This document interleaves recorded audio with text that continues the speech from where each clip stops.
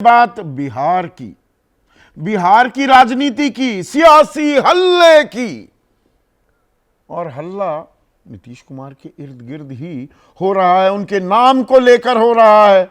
और आज तो बात शुरू हुई दरअसल महाराष्ट्र से और पहुंच गई पटना, बिहार में। उद्धव गुट का जो मुखपत्र है सामना में दावा किया गया है कि एकनाथ शिंदे जो मुख्यमंत्री रह चुके हैं महाराष्ट्र के, अब उप मुख्यमंत्री हैं, और देश के गृह मंत्री और बीजेपी के मुख्य रणनीतिकार, उनके चाणक्य अमित शाह के बीच सुबह सुबह 4 बजे एक बातचीत हुई, दावा किया गया, जिसमें एकनाथ शिंदे ने कहा, भाई मुझे मुख्यमंत्री बनाइए, चुनाव तो मेरी अगुवाई में ही लड़ा गया था। और दावा यह किया गया कि जवाब में अमित शाह बोले कि अपनी पार्टी का विलय बीजेपी में कर दीजिए, फिर देखेंगे।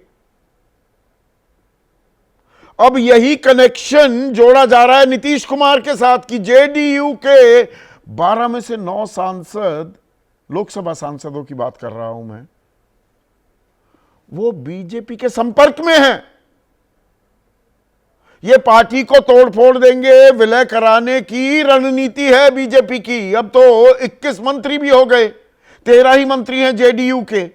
तो चारों तरफ से बॉक्सिंग किया जा रहा है, घेराबंदी हो गई है नीतीश कुमार की।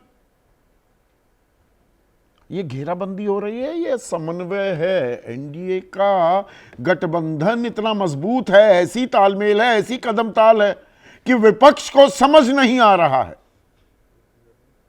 इसीलिए ये राजनीतिक विमर्श दिलचस्प भी होता जा रहा है। और अब ये बात तो खटारा गाड़ी तक भी आ गई कि 15 साल से पुरानी गाड़ी बिहार की सड़कों पर नहीं चल सकती, 20 साल पुराना मुख्यमंत्री कैसे चलेगा? यह सवाल आरजेडी पूछ रही है, पलटकर जवाब दिया जा रहा है। 15 साल का जंगल राज नहीं भूले लोग, अभी पुराने दिनों की याद दिलाई जा रही है। ऐसे में बात किसकी बनती नजर आ रही है? इसी पर आज हम चर्चा करने वाले हैं। ऐसे में आपकी राय, आपके सुझाव और आपके सवाल सीधा सवाल का अहम हिस्सा बन चुके हैं। तो आपके सवालों का रहेगा इंतजार। बिहार की राजनीति में अभी 8 महीने बचे हैं चुनाव होने में। अक्टूबर नवंबर में ये चुनाव होंगे, विधानसभा के चुनाव। लेकिन सियासी हल्ला मचा हुआ है और हल्ले के केंद्र बिंदु बने हुए हैं बिहार के मुख्यमंत्री नीतीश कुमार। उनकी अगुवाई में चुनाव तो लड़ा जाएगा, लेकिन वही मुख्यमंत्री होंगे क्या? अगर, ये बहुत बड़ा अगर है, अगर एनडीए चुनाव जीतने में कामयाब हो जाता है। नीतीश जरूरी भी है, मजबूरी भी है। बिहार की राजनीति के ये ऑक्सीमोरॉन हो चुका है, ये बहुत बार दोहराई जा चुकी है बात। लेकिन ये हल्ला और क्यों गूंजता सुनाई दिया? आज एक बड़ा ही दिलचस्प घटनाक्रम घटा। शुरुआत हुई इसकी महाराष्ट्र से। उद्धव ठाकरे गुट के शिवसेना का जो मुख्य पत्र है सामना, उसमें एक लेख लिखा गया जिसमें दावा किया गया एक तथाकथित बातचीत का गृह मंत्री अमित शाह, जो चाणक्य भी हैं बीजेपी के, और एकनाथ शिंदे, जिनकी अगुवाई में महाराष्ट्र में विधानसभा चुनाव तो लड़ा गया था पिछले साल, लेकिन वो मुख्यमंत्री नहीं बनाए गए क्योंकि 130 से ज्यादा सीटें तो बीजेपी ही जीत गई अपने दम पर। तो बातचीत का मजमून क्या था? सामना दावा कर रहा है कि अमित शाह पूछ रहे हैं, क्या बात है शिंदे जी, सुबह के 4 बज रहे हैं, इतनी जल्दी क्या है? तो शिंदे जवाब देते हैं कि आपको सब पता है यहां क्या हो रहा है। तो शाह बोले, क्या हो रहा है? मेरी और मेरे लोगों की घेराबंदी की जा रही है, मुझे खत्म करने की कोशिश हो रही है। आपने वादा किया था कि मैं ही मुख्यमंत्री रहूंगा। शाह बोले, हमारे पास 125 विधायक चुने गए हैं, तो आप कैसे दावा कर सकते हैं? शिंदे बोले, मेरे नेतृत्व में चुनाव लड़ा गया। तो शाह बोले, नहीं, मोदी जी के चेहरे पर चुनाव लड़ा गया, आप क्या चाहते हैं? शिंदे कहते हैं, मुख्यमंत्री पद। शाह बोलते हैं, अभी ऐसा नहीं हो सकता, मुख्यमंत्री हमारी पार्टी का ही रहेगा। अगर आपको सीएम बनना है तो बीजेपी में विलय करिए, बाहर का आदमी अब महाराष्ट्र का मुख्यमंत्री नहीं बनेगा। तो शिंदे पूछते हैं फिर मेरी पार्टी का क्या होगा? तो शाह कहते हैं वो हमें सौंप दीजिए, पार्टी हमने ही बनाई थी, आप चिंता मत करें कि विलय कर लीजिए। अब ये कोरी पतंगबाजी है, किसी आधार पर ये दावे किए जा रहे हैं, लेकिन इसमें राजनीतिक मैसेजिंग, एक संदेश संकेत की राजनीति हो रही है। और महाराष्ट्र से ज्यादा खलबली मची हुई है बिहार में, या मचाने की कोशिश कर रहा है विपक्ष वहां पर। तेजस्वी यादव वो कह रहे हैं कि बीजेपी सहयोगी दलों के साथ क्या करती है जग जाहिर है। 2022 में जब नीतीश हम लोगों के पास आए थे तो वो कह रहे थे कि बीजेपी मेरी पार्टी तोड़ रही है। अब आरजेडी के ही एक विधायक हैं मुकेश रोशन, वो दावा कर रहे हैं कि जेडीयू के 12 में से 9 सांसद बीजेपी के पाले में जा चुके हैं। उन्होंने अपना समर्थन पत्र भी दे दिया है बीजेपी को। और लंबे समय से जेडीयू के विधायक एक साथ नहीं दिख रहे हैं। किसी भी दिन बड़ा सियासी विस्फोट होने वाला है बिहार की राजनीति में, और जेडीयू को नष्ट करने के लिए बीजेपी ने पहला कदम उठाया है। अब 21 हो गए हैं मंत्री, बीजेपी के 13 मंत्री रह गए हैं जेडीयू के।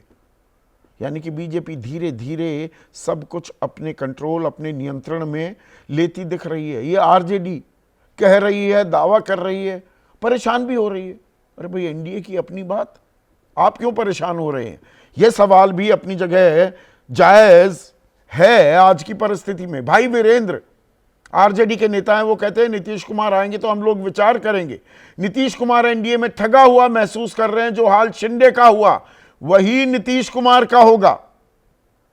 अब प्रभाकर मिश्रा बीजेपी के प्रवक्ता हैं, वो कह रहे हैं कि भाई वीरेंद्र को पार्टी में अपनी हैसियत देखनी चाहिए। उनकी बातों पर आरजेडी के छोटे कार्यकर्ता भी ध्यान नहीं देते।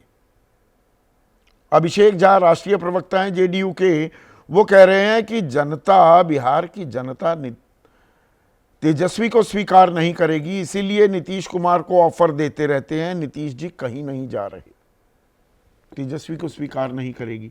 जेडीयू ये दावा कर रही है।